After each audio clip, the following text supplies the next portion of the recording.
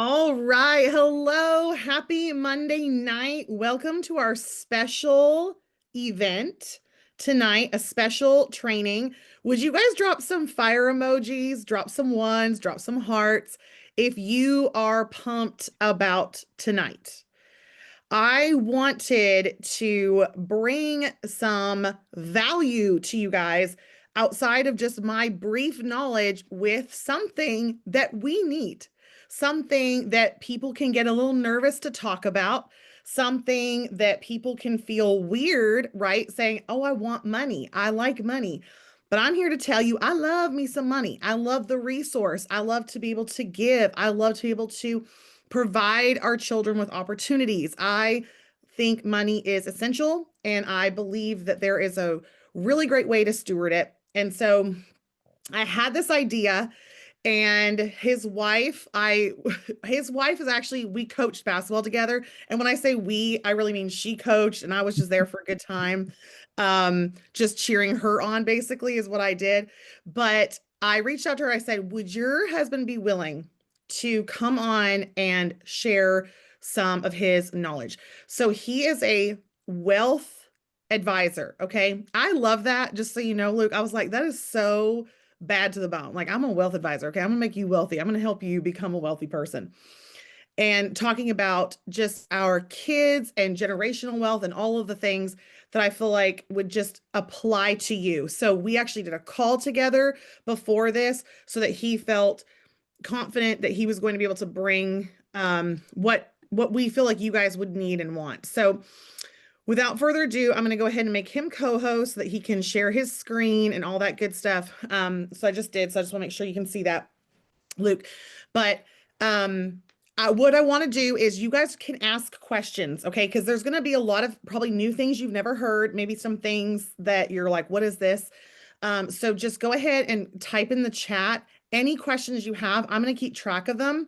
And then at the end, we'll do some question and answer if we have time to do that. So I'm super excited. If you've been on Power 30, you've heard me tell you guys about Wyatt, our 16-year-old son, who did a Thrive Into Count with them and ended up making quite a bit of money on his return, and how he was like, I'm a baller. Like, he just seriously was like, this is it. I I'm like making money while I sleep. So it's really exciting to just see your money working for you. Who doesn't want their money working for them, right? So this is huge. We don't want you to just earn money and then it go away.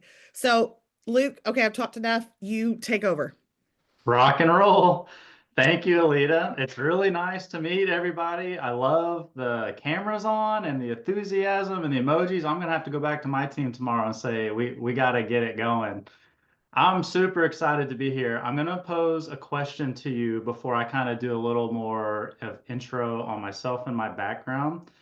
I would like you to think back when you were a kid. What was your first memory of money? What was one of your earliest recollections about anything that has to do about money? So think about that for a little while. We'll come back to it. Alita, I'm really excited to be here tonight too. This is a blessing not just for me. I hope it's a blessing for everybody else, but this is my passion. So we are going to rip the band-aid off of the PC topic of money and like yeah, we're going there. We're going to talk about money. But I'm super happy to do it for somebody like Aletha that we've been family friends with for years now. So for those of you that don't know, we both live in the same small town. You heard the coaching experience. Janae and I have coached multiple of Alita and Rodney's kids over the years. I believe my wife is at a middle school game. She's the middle school girls assistant basketball coach this year. In fact, I know she's there because she called me like 15 minutes ago. She thinks Gracie broke her hand, Alita, in the first quarter of the basketball game. Yeah, so I think my father-in-law is on the way to the gym. But anyways, as we get going, I want to share with you a memory that I have of growing up. This isn't necessarily my first money memory, but I remember being home from college once, and my dad and I were in the barn. You'll hear more about kind of my redneck roots later. But we were feeding, we were cleaning out the barn, and we were just talking about our weeks. I was telling him how school was going. I played a little golf for Lipscomb, and he was telling me about his week. he had a client pass away that week. My dad's in the same line of business that I'm in now.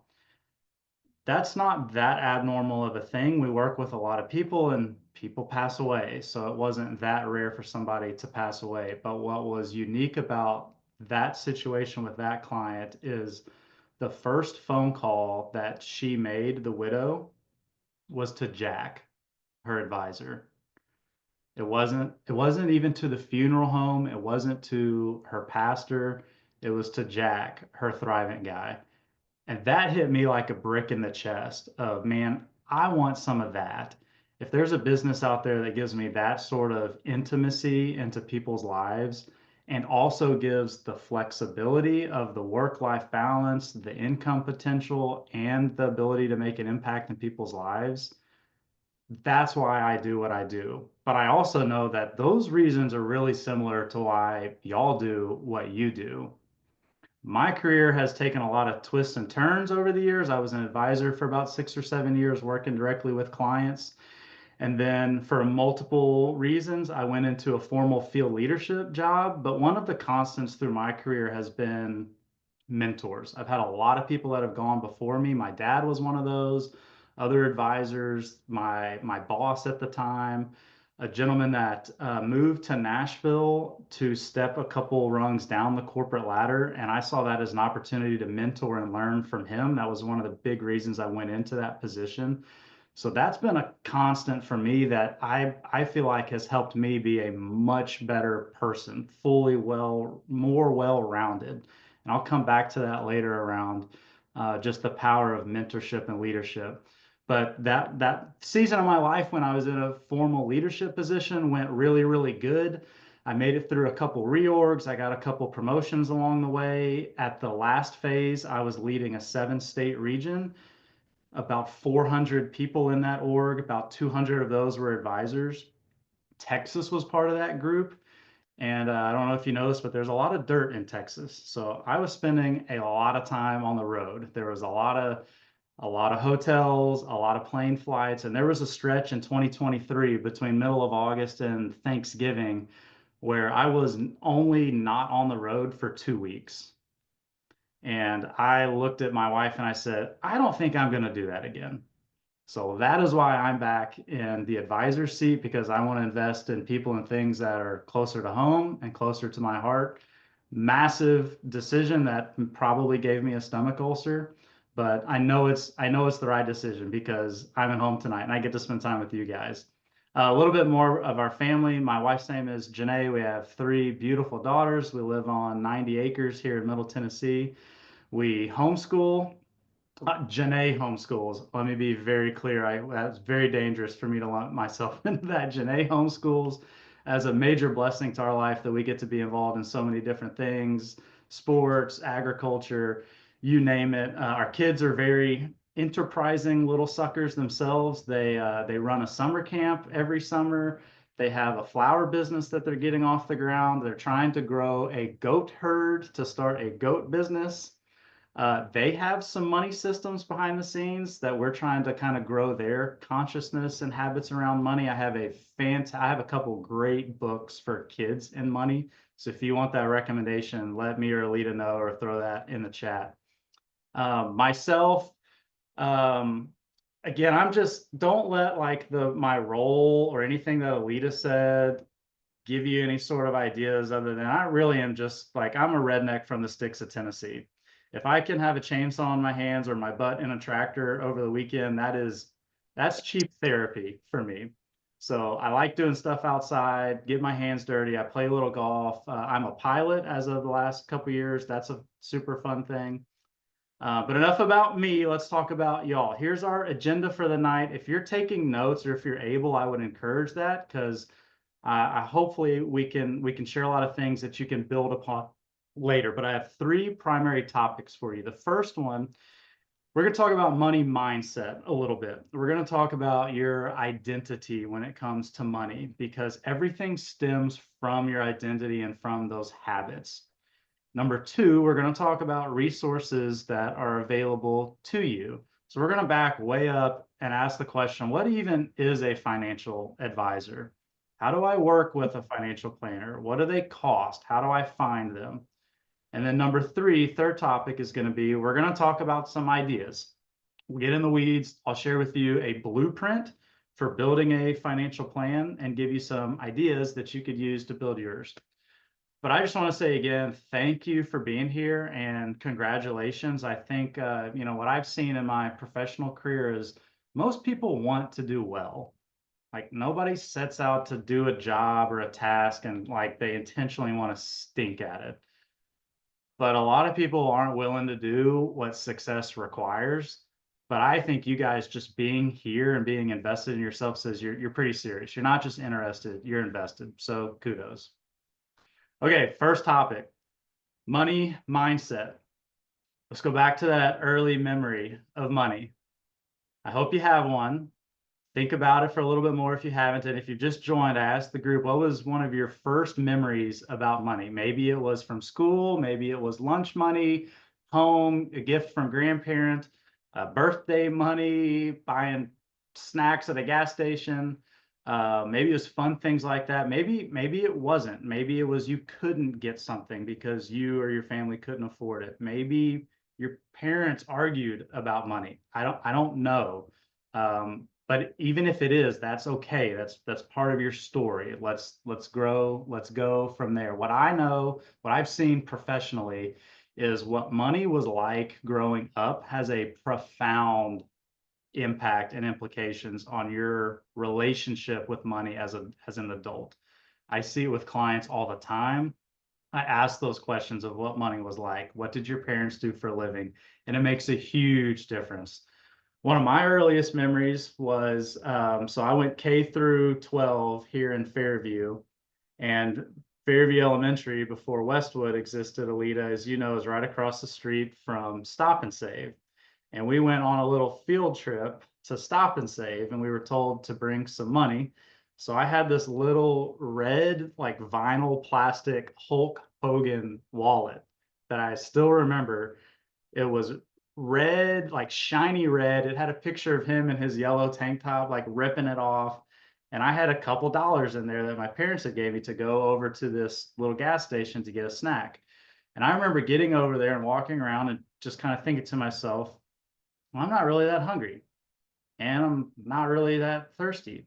So I think I'll just save my money. That's like a 5-year-old choosing to save his money. I'm not a therapist, so I don't really know what that means. I have a hunch that there's also maybe some like suppressed memories of my parents talking about money that kind of led me towards that because both my parents grew up very frugal. I even remember as a little kid, like when we would go out to eat, I never ordered anything other than water. Like I was just tight for some reason. And I don't really know where that came from. I'm super thankful for it because it's helped build a lot of good savings habits. It's probably also created some like protectionism that I've kind of had to work through as well over the years. But I want to turn that back to y'all. Would anybody be willing to join me on this therapy couch and in 30 or 60 seconds share an early memory that you have about money?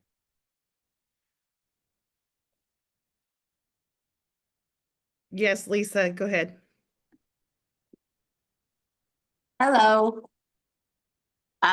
Okay, so sorry, my phone was sideways because it's charging. So one of my first money memories was our lunch was $1. My dad's a musician. Musicians, it's feast or famine a lot of times.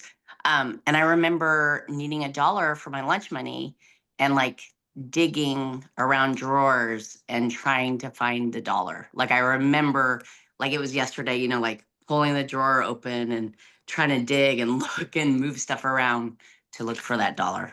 So that's just something that always stuck with me. Thank you, Lisa. Uh-huh. Anybody else? Just leave the door open for a quick moment. Yeah, I'll go. Hi, I'm Connie. Hi, Connie. My childhood memory of money is it was, money doesn't grow on trees. We don't have a lot of money. and you know, I meant you mentioned like getting water everywhere you go. Like, well, we didn't even go out to eat. It was my dad was tight because money was tight. So it's a very oh gosh, there's a word for it. Um, there was never enough. There was never enough. And that's carried over into my adult life. Like whatever money I have, like I have to save it. I have to save it because I might not get more. Or um like that's where my money mindset is now. And that's because of how I was raised, I think. Just being raised to save everything and not spend it unless you have it. I love it. Thank you for sharing. Thank you. I saw one in the chat too. Thanks for whoever put that in there. That's pretty powerful because this is part of your story, and you can't just cut it out. Like it's a part of who you are. But naming it and identifying it and understanding it, there's so much power in that. So I think the next question I'll ask for the group is think about that memory and what advice would you give to your younger self relative to that memory or to those experiences? Maybe it would be the couple years older self who, had maybe had a little bit more maturity to understand, but what would you tell your younger self if you could go back and give yourself some advice around that? I think mine would be keep saving. That's powerful. But it's okay to treat yourself every now and then if you have it, and also know what you're saving it for. Like what is the purpose? What's the exit strategy for that? And who is it for? Is it for you or is it maybe for someone else? So that's rhetorical, the advice question. But if you're taking notes, maybe think about that. Just write advice down and come back to that later. I know that might take some time. I do want to ask one person in particular a couple more questions, different than that question. Any volunteers that I could ask a couple personal questions to? Not too deep. I'm open. Open.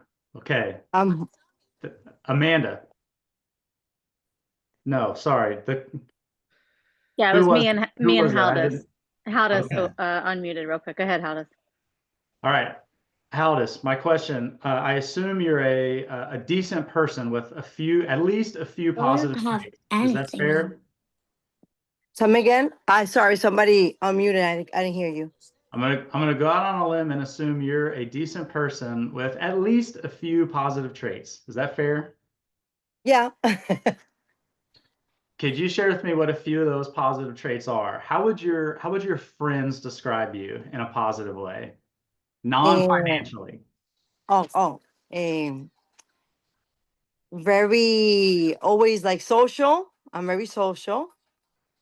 I love to encourage others. And I think I'm like, oh, she said kind, yeah. And she already said it. And yeah, I consider myself a person that's kind. Awesome. Encouraging, kind. I can't wait to get to know you more. Okay, my next question is, how would they say Haldis is when it comes to money? Spender. The truth comes out. Thank you, Haldis. That's all. I would like to ask everybody else that question. I'll keep it rhetorical for now, but how would your friends describe you? I see Alicia. How is Alicia when it comes to money? Shannon. Shannon is blank when it comes to money. How would your friends describe you? If your current narrative around money, so the thoughts that are going on in your head right now are somewhat negative, maybe they're remove the thoughts from the friends now, but your personal narrative around how you feel you are about money, like where am I today? It could be things like I just feel confused, I feel unsure, I don't know where to start. It could be I'm just super busy, I'm distracted, I have a hard time making progress. It could be I feel guilty about where I am today. It could be I'm in denial a little bit about where I am today. If that's how you feel, congratulations, you're probably average.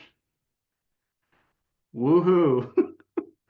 I see a couple smiles, I see a couple laughs. That's a typical reaction. Like let's use humor a little bit, but that's probably also like a bit of a defense mechanism if we're honest with ourselves, because we know, yeah, we're probably average, but we don't want to be average.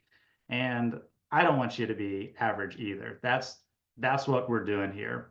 So here's what I want you to do. If you're in a place where you can write down, let's give some life to some of these identities and mindsets. If you have a piece of paper on the left side, I want you to write that current state. Maybe it's again that confused or unsure. In the middle, I want you to write your ideal state. And then on the right side of the page, I want you to write, what would that feel like when I get to that ideal state? What does that feel like? So an example could be on the left, my current could be, I feel stuck. The ideal is I want to make progress. And then how would that feel? That might feel like I've got momentum. Maybe I'm unstoppable. Maybe if I can do these little things, who knows what else I can do? Maybe it's the left current is I just feel uneducated. And then the right, the ideal would be I want to feel equipped. And how would that feel when I get there? I would feel empowered. And then if you're doing that, or if you go back and do that, strike out what you put on the left, underline what you wrote in the middle, and then circle what you put on the right, how that's going to feel. If all of your stuff is positive, congratulations, that's fantastic. Come off mute, let me know. You can help present later. I know I even have some of those. Like I feel like there's small areas, tactical things where I've just been dragging my feet. So my current is I've been procrastinating on a couple things, and I don't want to feel that way. I want to feel organized and able to take advantage of opportunities that are in front of me. So I've learned in my professional career and personal that in the disciplines of personal effectiveness and just becoming that best version of yourself, the identity piece really, really matters. Has anybody read Atomic Habits, James Clear? Oh, some hands and some head nods. Yes. If you haven't, that's probably top 5 for me. I've read it and re-listened to it multiple times. I think this might be the first thing that he talks about is identity. Everything else stems from that. The example that he uses is if you view yourself as an athlete, it's going to change your decisions. You open the fridge or open the cabinet, and if you're constantly telling yourself, I'm an athlete, you're probably going to make a healthier decision. You're going to reach for something healthier than if you don't have that identity. So your financial life is going to do the same thing when you pull up Amazon on your phone or when you go into Target or Walmart. It might make a difference in your behaviors, and your behaviors and your actions are votes for that identity. The more that you do the things that resonate with that identity, the more that identity resonates back. It's like a snowball. It feeds in positive ways and it can feed in the negative ways too. Another thing that I've learned over time is my effectiveness, whether it's professionally or personal, has definitely correlated with how many people are in my business. Like how many people are in my grill, like in my face. So professionally, I think back to when I had a boss who was looking over my shoulder in a healthy way. I had my team looking at me. I had my weekly accountability calls with my VP peers. I had a business coach, and that I became a better version of myself because there were so many people looking at what I had to do. So having a guide, having accountability partners can seriously change everything. So if you want to reach your potential, your highest potential financially, I suggest you find a guide. I suggest you find a partner. So let's talk about that. This is section number 2, if you're following along. The word advisor or the word planner when it comes to finances, I completely acknowledge this. It's super vague. You probably don't know what it means because it can mean a lot of things and people will use it a lot of different ways. It can actually be a little misleading sometimes. I'm going to share my screen. I hope so.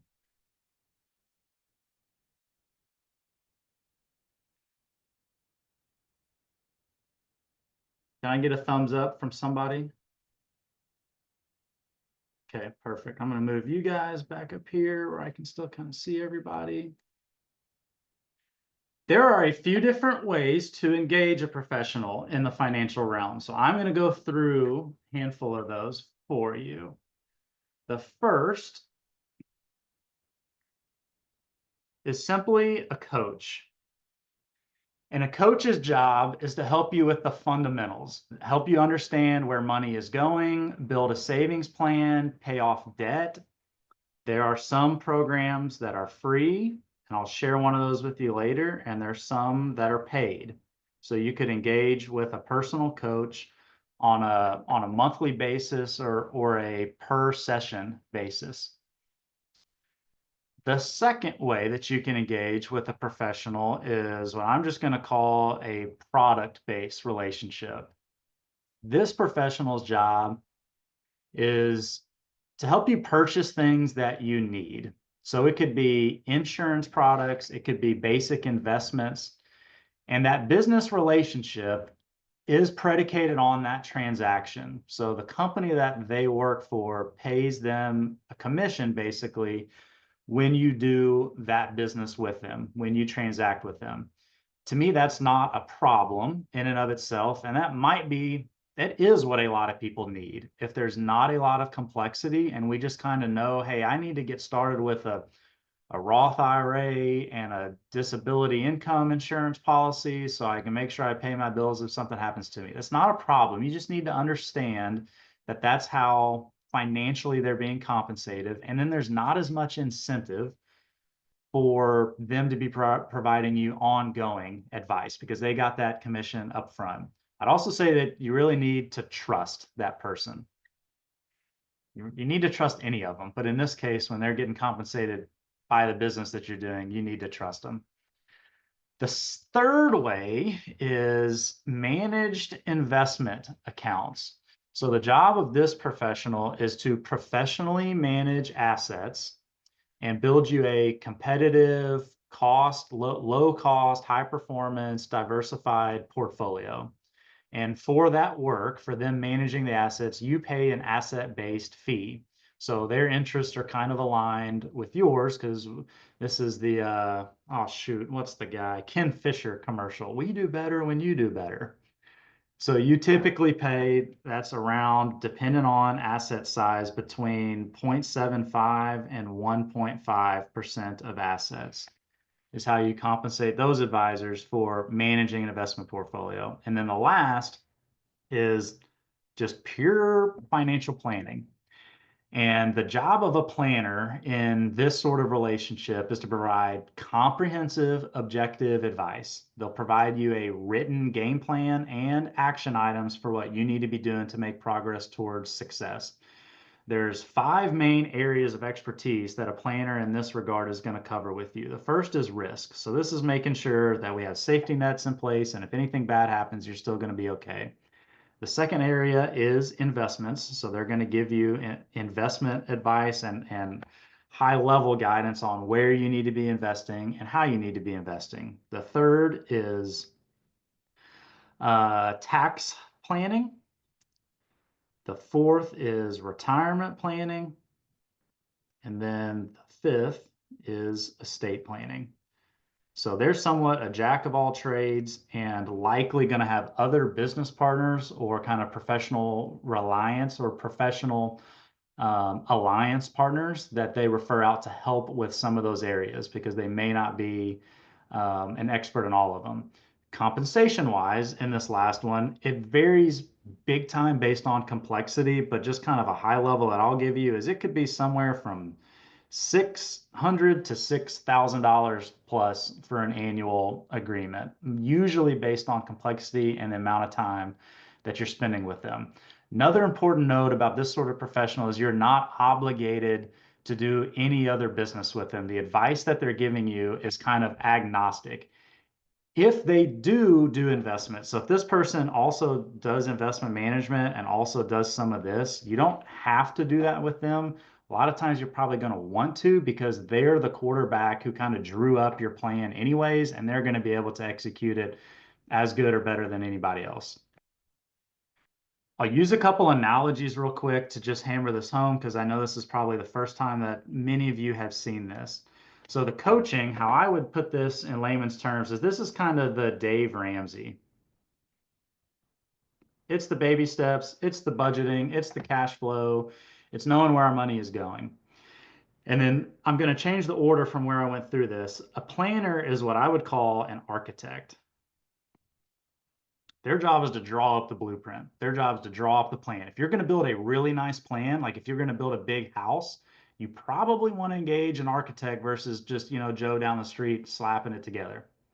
But the next phase of that construction project is you do need a contractor. You need somebody to fill out the things that you need.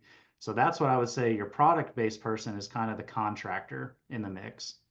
And then once you build that big, beautiful house or that rental complex, you probably need a property manager. You need somebody to manage that asset.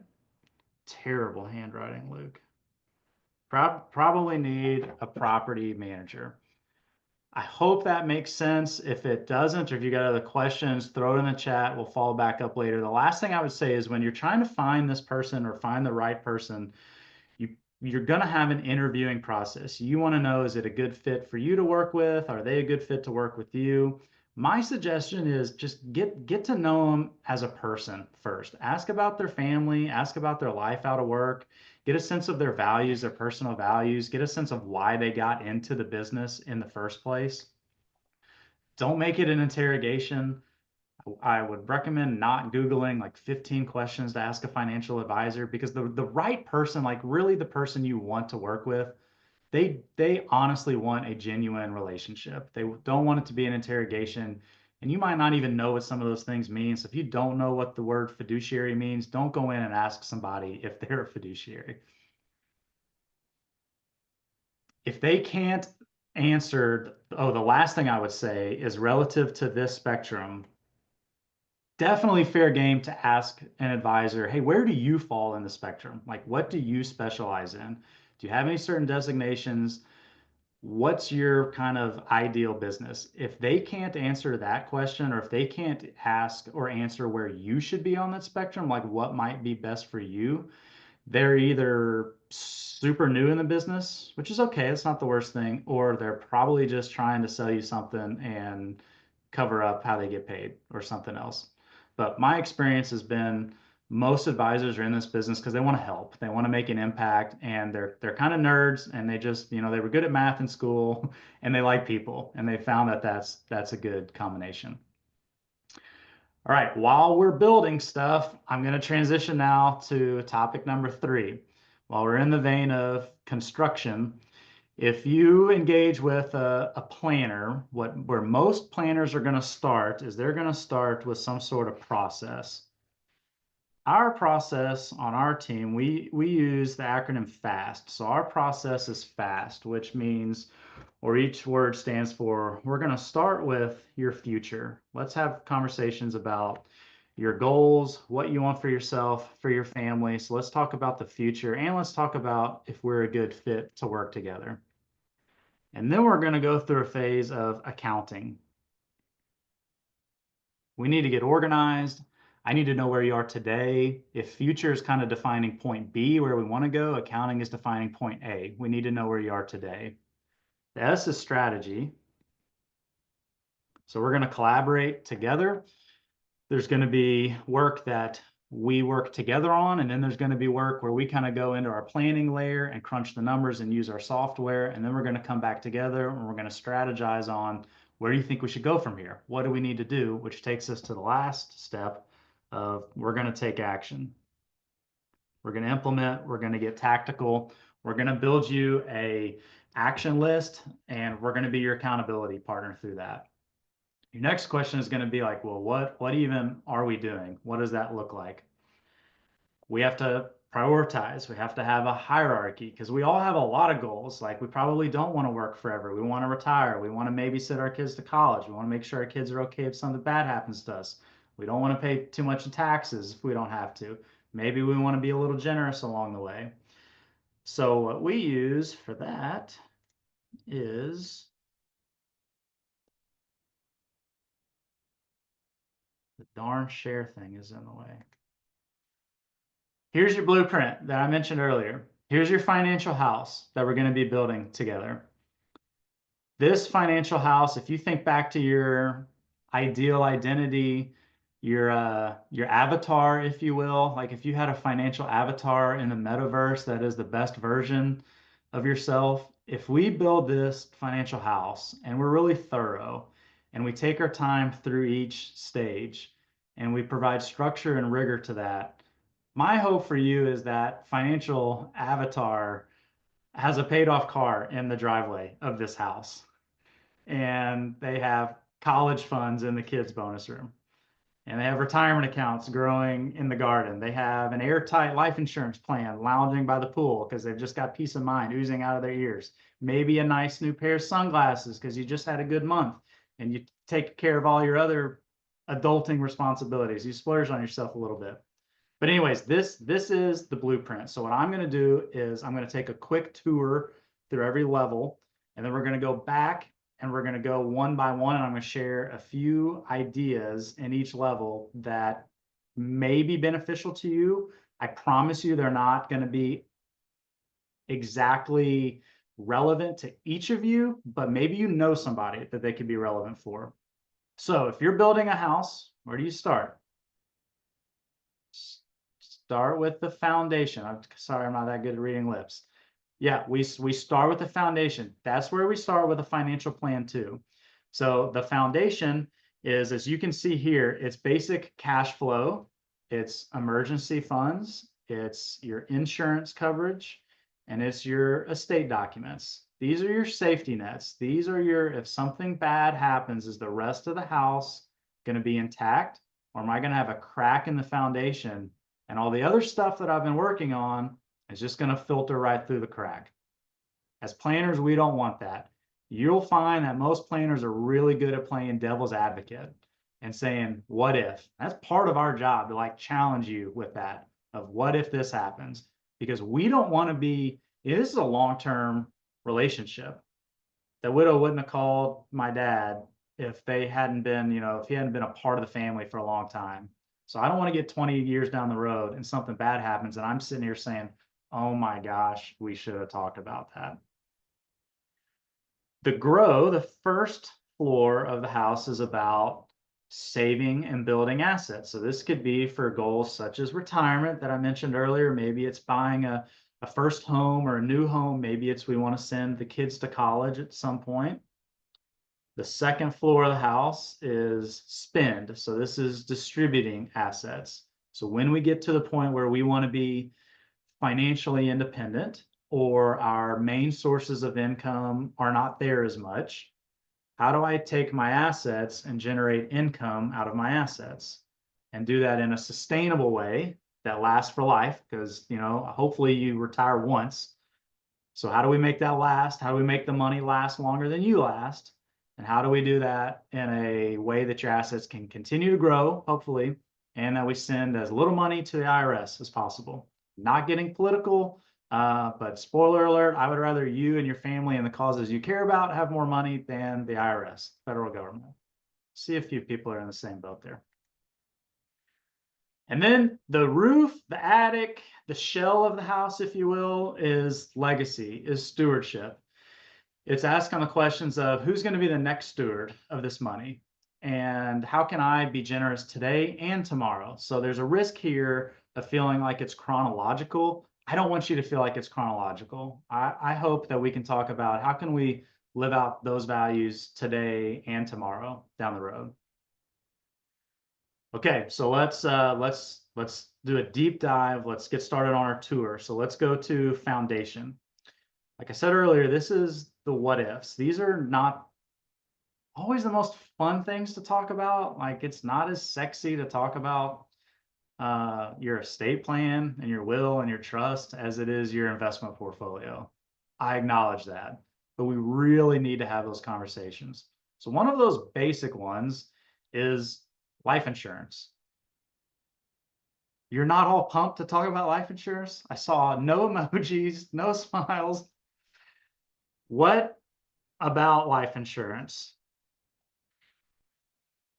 I'm going to give you just some high level advice. The first thing you need to figure out, if you have people that depend on you, or if something bad happened to you and that would be a problem for other people, the first question you need to ask is, how much coverage do I need? If you work with a P&C agent, I'm not trying to be negative at all, but if they just suggest like, well, just get your mortgage or get a multiplier of your annual income, a little bit is definitely better than nothing. But I would suggest do a calculation, have a process, like figure out what that is. The analogy that I use, super simple. A sports analogy is trying to kick a field goal. If we've got uprights here, what I would suggest on one side you need to figure out is these are your basic needs, like to make sure the family can maintain the standard of living and nothing absolutely terrible is going to happen. Let's do a needs analysis of what we would need to fill that. And then on the right side, I would say your wants. I guarantee you, if you get hit by a truck and you hire a really good injury attorney, they are suing the company that hit you for your human life value, for your ability to generate income. So the most that you could ever get is like, what am I worth from an income standpoint? I'm not saying you want to go all the way that direction, but you need to kick the football somewhere between those uprights. A really basic analysis or way to ask the question of, well, what might some of those needs and wants look like is the acronym LIFE. The L stands for liabilities.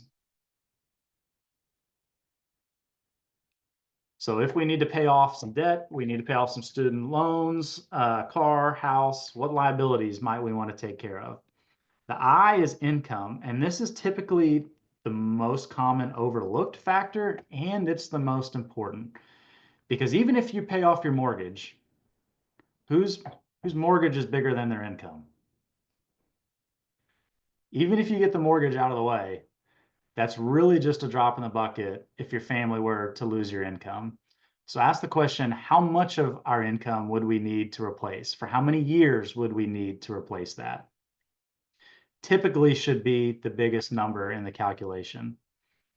The F, to be perfectly blunt and morbid, is your final expenses.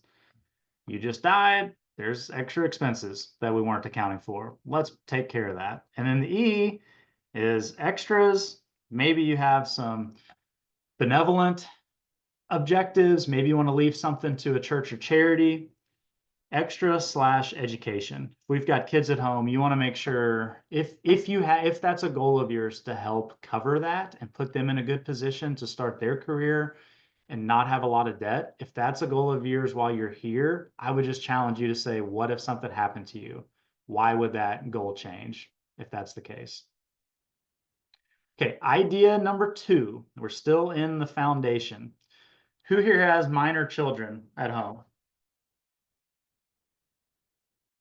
Quite a bit of us.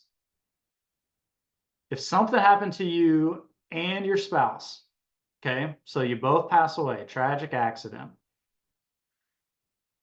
how would you want that money to be handled for your minor children?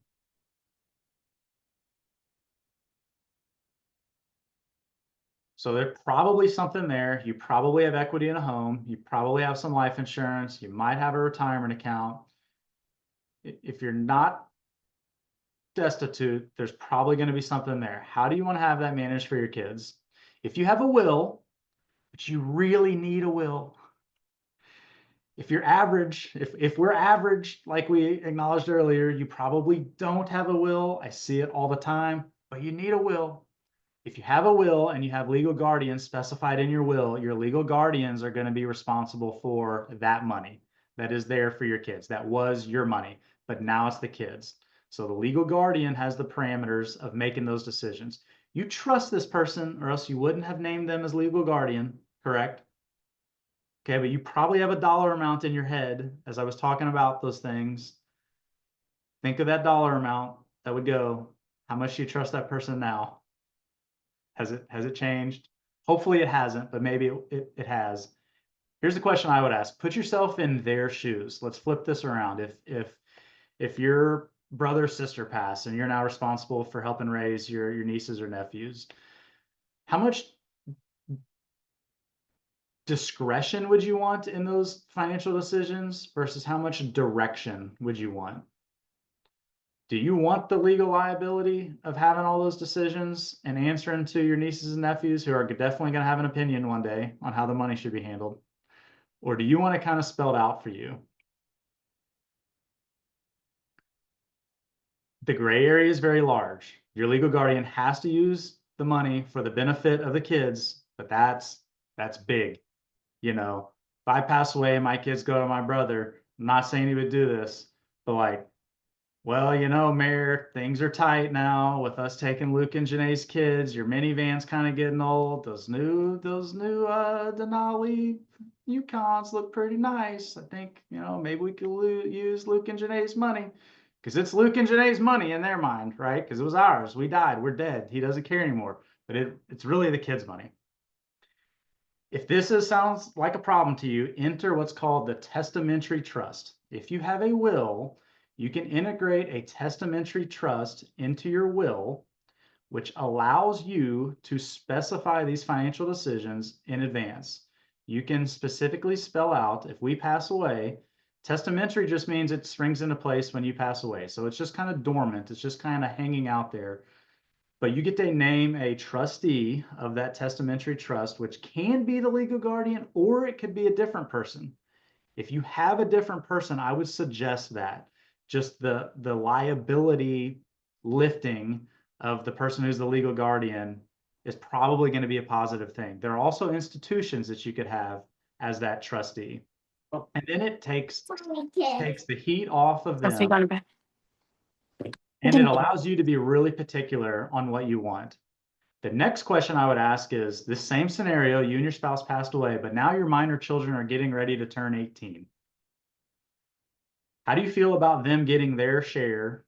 If you have 2 kids, it's half. If you have, 50 like Alita, they don't get as much. But if they get their share as soon as they turn 18, are you okay with that? You okay with an 18-year-old getting X amount? You get to specify that in a testamentary trust. You can say they get X amount at 22 if they have a degree or a job, or they get X amount at 25, X amount at 30. You can be as creative as you want. I'm just making these things up, but that's what a testamentary trust allows you to do. I'd love to pause and just kind of ask questions because I know a lot could come, but like Alita said earlier, if you have some, drop it in the chat. If we have time, we'll get to that later if there's any questions that have like a broad implication. All right, let's go back to the house. What level are we at now? Grow. Okay, we're gonna have some fun here. We'll probably spend the most time in grow. What I have found working with clients is there's kind of 3 types of people. Every person could fall in one of 3 buckets. You're either a spender, a saver, or an investor. What I've seen is spenders, they keep on spending. So they don't really accumulate very much. Savers protect. So they can grow, but the mindset is more of protection. And investors grow. They build money long term.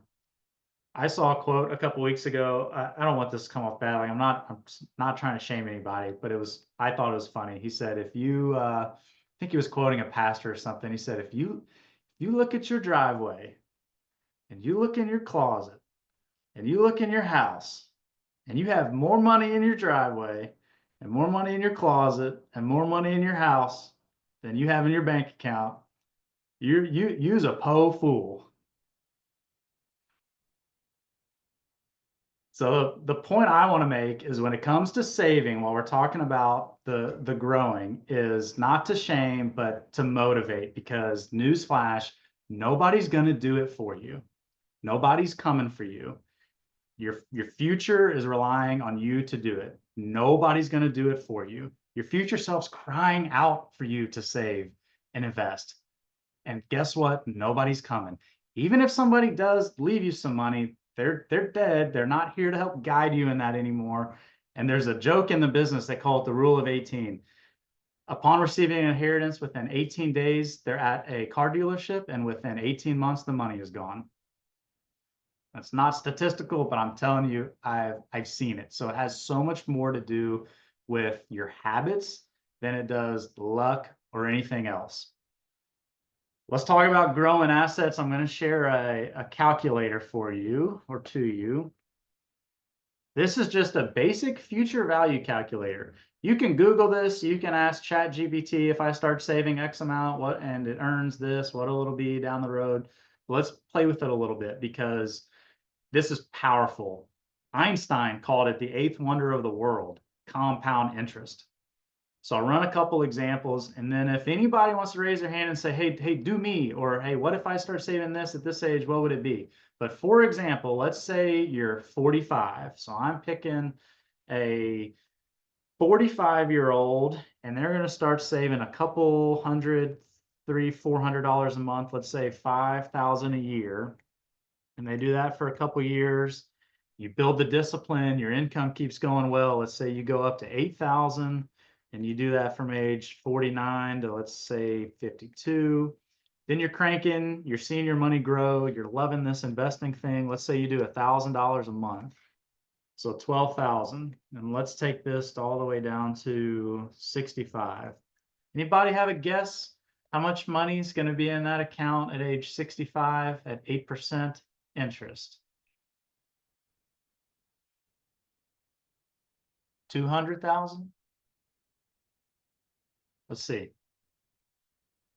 At age 55, we're at 110,000. At age 60, 271,000. Age 65, almost $500,000. Starting with a couple $100 a month. It's powerful. It's phenomenal. The nerd in me at 16 when I first saw this is probably why I'm a financial advisor. Anybody want me to do one for you? Say, hey, what if I did this? What if you had a really, like, you hit a great year here and we made like an extra 20,000 we dumped in 1 year, 2 years in a row. No, the next year we had 30,000. Like, we killed it and we were really disciplined. Over 615,000. It's crazy. It's awesome. What about for your kids? What if your kids get an early start? What if I put 23 in here, age 23? I'm going to back this out for now so you don't see it. What if at age 23 they have 35,000? You started saving for them when they were young, and they start with 35,000 at age 23. Before I run the numbers, pop quiz of the day. Does anybody know why I would put 35,000 right there? I have 50 gold stars ready to mail to you if you know I have 35,000. Any takers? What was that, Kimberly?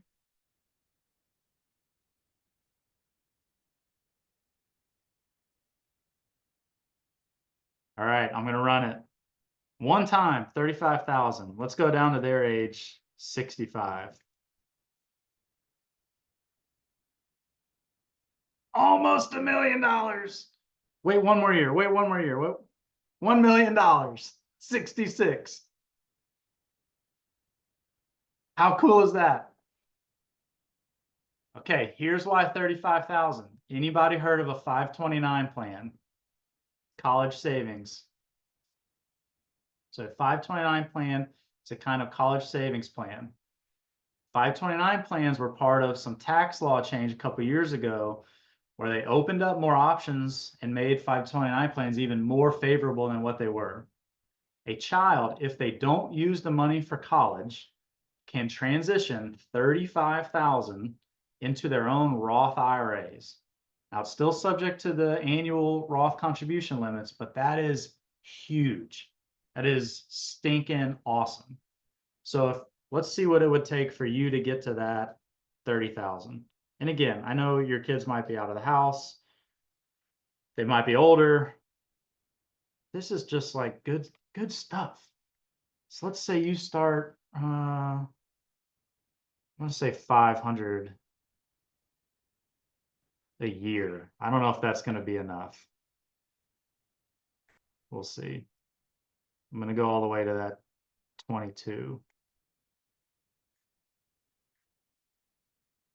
Oh, it is. Come on. Just shy. Only 500 a month. So maybe this is for a friend you know who's pregnant. Maybe this is for a grandkid. 500 a month when you start puts them in a position to have 35,000 when they're getting their life started. And if they're disciplined, that turns into $1 million by the time their retirement age. Is it 500 a month or 500 a year? Oh yeah, 500 a year. That's $40 a month. Thanks, Alita. I don't know about y'all, but like, $40. That's 2 cocktails. That's awesome. All right, let's keep going. Let me go back to my notes here. What's next? Oh, before I leave, anybody want me to do them? Anybody want custom numbers? Like, hey, what if I do this? What if I do that? It's okay if you don't. Okay, so my son is sitting in here who's 14. He wants to be self-employed. So he's asking me to ask you how much he'd have to start putting away now at 14 years old to have a healthy retirement, because he won't obviously have a retirement plan if he stays self-employed. What's your son's name, Nicole? Nathan. Here, I'll turn the video Nathan. on. He's sitting right here. He's Let's also go, Nathan. he's also in Fairview, Luke. Yeah. All right. Nathan, how much might you be able to save right now as a 14-year-old? How much could you save? In a month or in a year? A month. 50. 50 a month. I thought you might say that. 600 a year. Okay. Let's do that through up to 18. And then to your mom's sadness, you're gonna move out, you're gonna go to college, you're gonna make a little bit more money. What if I triple that and say 1,800 a year?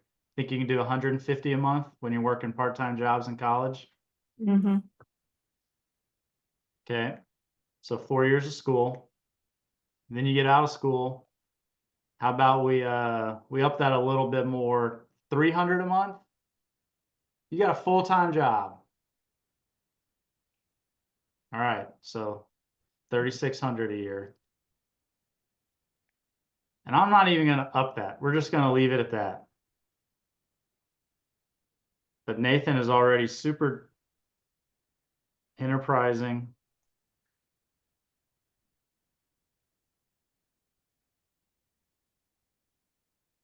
She's going to be able to do way more than 3,600.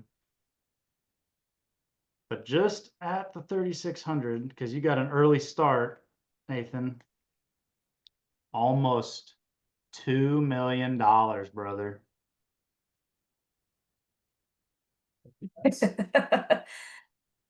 You're speechless? Yeah. That's going to spit out for you over $100,000 in annual income when you retire. Now, we're not taking into account inflation, but I believe you're going to be able to do way more than 3,600. Awesome. Good question. Thank you for asking. Thank you. Okay, so your next question might be, so like how the heck do we do that? You know, you're throwing out growing money. I used an 8% return ratio. So for somebody that has time and willing to be growth oriented, 8% is pretty conservative. Dave Ramsey throws around like 11 and 13%, which I think is like malpractice. But how do we actually do this? What kind of investments are we going to be using? What you're looking at here is what we call the tax efficiency checklist. And there are almost every major investment type that you could have is listed on this sheet. There's 3 ways that each account or that your money can be taxed. It can either be taxed every year as it grows or as you're taking money out. It can either be taxed later when you take it out later in retirement, or you satisfy the tax liability on the front and it's taxed never. As you might know from my comment earlier, I have a bias on which one is our favorite. But the point that I want to make today is I want to talk a little bit about the difference between traditional and Roth. Does anybody have business expenses that you're deducting for your business? Hope you all do. Does anybody have a specific expense that you knew was going to create an ROI, or something that you did that cost a very specific amount of money and then it generated a specific amount of money? Any firsthand examples? No. All right, I'll make one up. Let's say Alita hosts a happy hour at her house and she spends $200 on a charcuterie board and some nice wine. Sounds fantastic to me. I'm a sucker for a charcuterie board. Rodney has built one for me before for an event. Did a fantastic job. Let's say that event, she gets Luke nice and lubricated and he spends a lot of money on products and it generates $1,200 of revenue. So she spent 200, she made 1,200. Are you with me? So how much profit did she have in that? How much gain? 1,000. Yes. Now the way it works in the real world tax-wise is you get to deduct the 200 expense, right? But you still have this profit or gain of 1,000, so you pay taxes on the 1,000. What if you could do it the other way around? What if the IRS said, hey, new idea. You don't get to deduct your business expenses, but hey, all of that money that you do make, we're not going to tax you on it. You can just keep it all. Which option would you take? The second one. Right, yes. The example that we just went through defines the difference between a traditional IRA or 401k and a Roth IRA or 401k. IRA just stands for individual retirement account. So with a traditional, you do get the tax break up front, just like Alita got to deduct that $200. So if she puts $200 in a traditional IRA, she actually gets to deduct that $200 from her taxes. The IRS lets us do that because they want to incentivize us being responsible and making good decisions for our families. They want us to save for retirement. But when Alita retires and she takes out the $1,200 after it's grown, unfortunately, in an IRA, the whole 1,200 is taxable, not just the 1,000, but it's all taxable because she hasn't paid any taxes on it yet. The Roth is the other way around. When you put $200 into a Roth, you do not get to deduct it from your taxes. But after it grows and you retire and you take that out, that 1,200, all of it, no taxes. So there are times where you might want to be in one versus the other. But if you still have at least 10 years left to work, you're definitely going to want to consider a Roth. Now, if you have a huge year, if you have a big year and you're like, hey, my tax bill is going to be huge. Maybe I didn't hold enough back.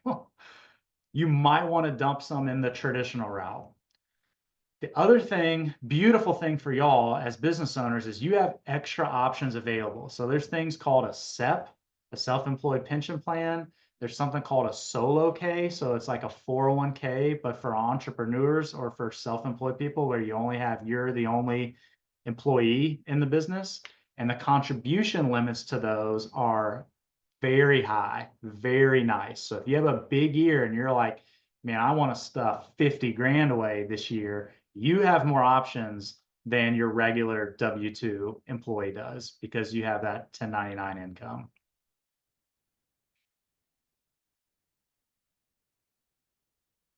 Okay, I'm going to go up a level to the spend.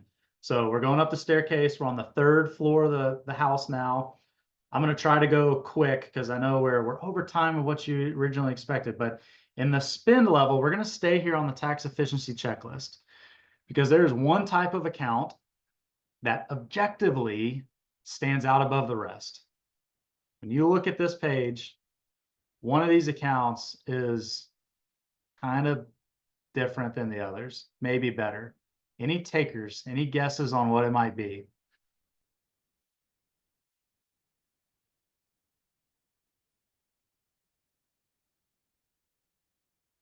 What's 3 mean, Casey?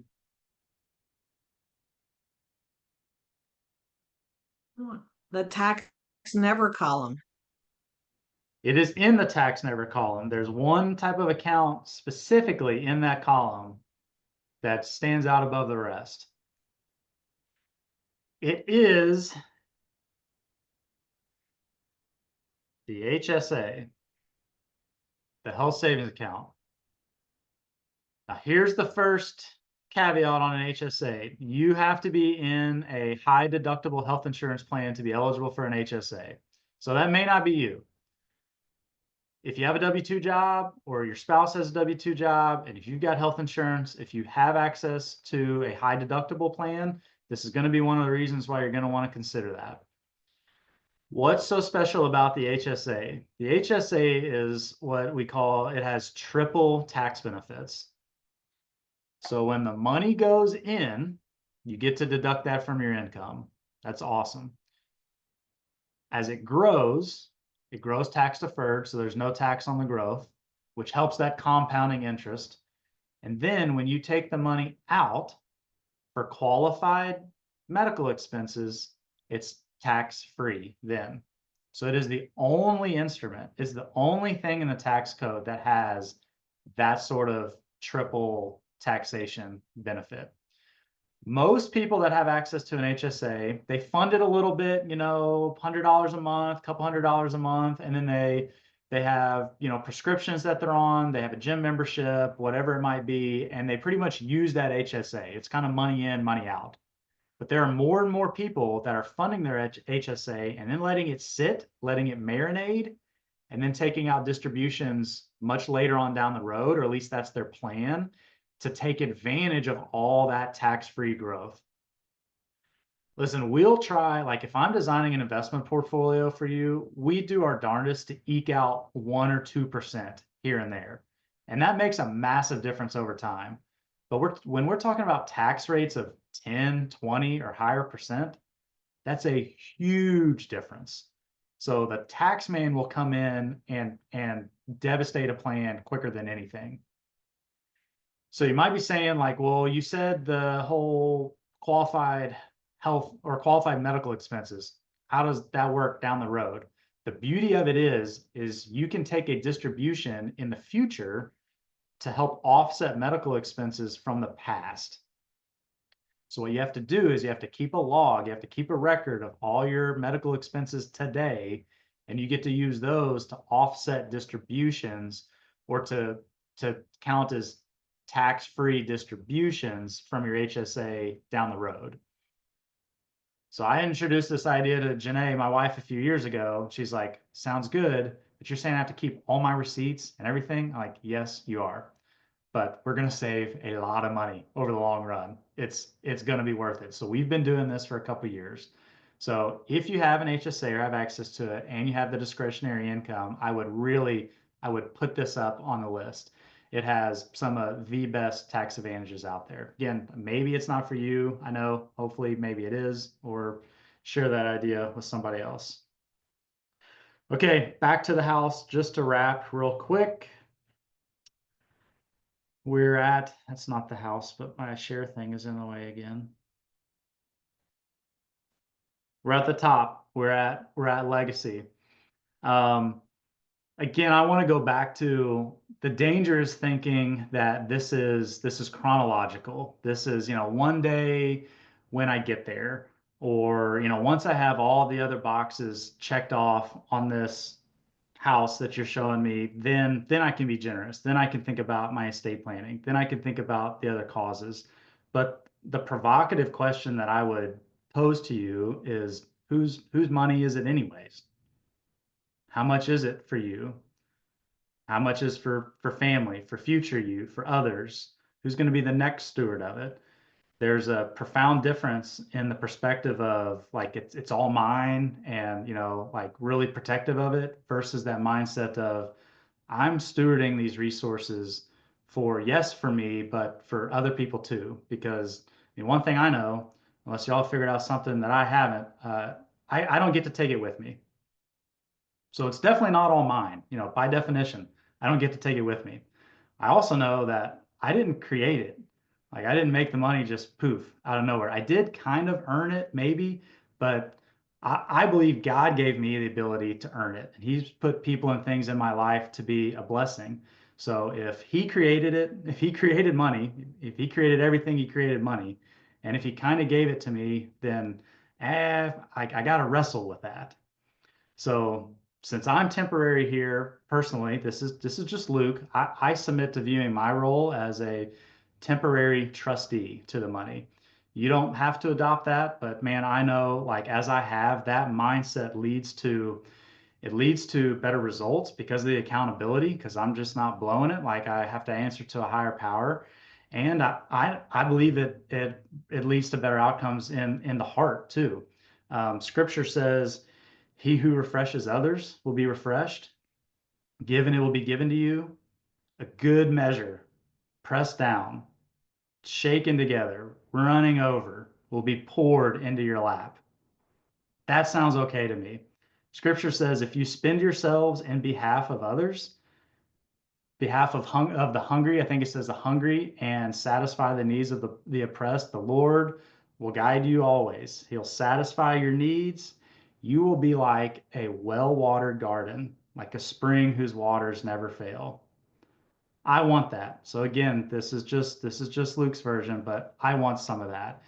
And I've seen that peace and joy. I've seen the blessings from giving personally in my life, in a ton of clients' lives. And it changes everything when that mindset is part of the picture. Sir John Templeton, he was one of the founders of Franklin Templeton, the investment firm. He was once asked for his number one piece of financial advice, and his answer was the tithe.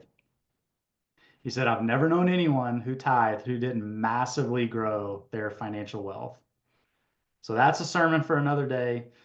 This is not like a prosperity gospel, but I do want to challenge you. I want to challenge you to think about giving, to start giving if it's not a part of your life right now, to give more if it is, to challenge yourself with that. See what happens in your life. I don't know what's going to happen, but I think it's probably going to be pretty good. Maybe it's in your bank account. Maybe it's not. Maybe it's in other things. Maybe it's in your soul. But what I would challenge you with is one of those things is eternal. Your bank account's not. I had a mentor pass away earlier this year. His name was Dan Hesse. He was an advisor in Memphis, a literal Hall of Fame legend, which my dad's been at the same firm that I'm at for 30 years, and he qualifies for Hall of Fame legend this month. 30 years and a certain productivity level. But Dan Hesse was a legend, and he passed away earlier this year. And one of my other mentors spoke at his funeral, and he shared one of Dan's quotes. Dan would say, you can't outgive God, but you can sure have a lot of fun trying. So give it a try, see what you can do, see how it impacts your life. That's it. Thank you all for taking the time. I've had a ton of fun. I'm proud of y'all for sticking through it and for being in here. And I believe in you. I'm in your corner. I'm rooting for you. I believe that you can do this. I believe that you're what we're capable of, we don't even know. But I know that your future self is really happy that you were here tonight and took some notes. Your future self is rooting for you even more than I am. She's looking at you saying, you got this. You can do this.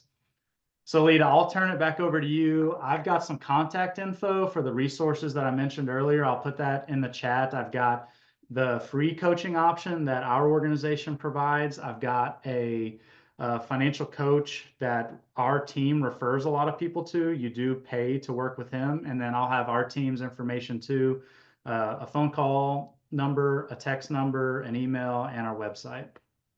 I love it. Yes, send that to me also, and I'll put it in, and the name of the kids' book too. And I'll put that in our team chat so everybody can grab it, even if they weren't able to hop on the call. So thank you so much. That was so in depth. And I know that sometimes these things can feel like, if you're like me, it's like some of it starts to feel like, what's happening? What's going on? And maybe some of you are super like, this is exactly what I needed. either way, I want to encourage you that this is something to seriously look at. Who was mind blown when Nathan's like, if at 14 I start putting money into this, and he would have almost $2 million. I literally just text my kids and I was like, hey, you're about to be 14, $40 a month. Let's go. You're insane not to, which we already have something set up for them anyway. But I want you guys to be thinking about what would that do if Connie took $40 from her Plexus money every month and put it into an account for Ariel. What does that do for Ariel at 65 years old? I mean, it's literally crazy, right? So really looking at those types of things, and even we use ours even for helping them learn how to save money and not save it in a bank account where they're not making anything and they're paying fees and all that stuff. They're actually making, like I shared, my son Wyatt was making an 8% interest over 2 years of putting in, he was doing 150 a month. And so I want you to just know that it accumulated so fast and he was so excited. So it's so good for them to see that. But then also, right, for us to be putting into retirement, thinking long-term, thinking those things. So anyway, I don't want to reiterate any of the things because he did a way better job than I did. I'm like, think about retirement. So I cannot say enough about Luke and his family and his dad. So his dad actually was the one that sat down with Rodney and I first, and it's just amazing, amazing, amazing. Take the time, take the 2 hours, take the hour, take the whatever, do the free coaching at bare minimum, right? Like get in there. And the biggest thing that I love that he said is like, take action. So when you leave that when you leave that coaching, it's like you actually can take action, right? So a lot of times we'll think about it. We're like, that's so cool. That's so cool. And then you don't take your teenager to set it up. And then you don't open up a retirement. And then you don't. And in 5 years from now, you're wondering, why didn't I start now? So definitely, definitely, definitely think about your future self. And start investing your money. So thank you so much, Luke. Greatly appreciate it. And I will send you guys all that information. Proud of you guys for hanging in here and doing this. Love it, love it, love it. Thank you.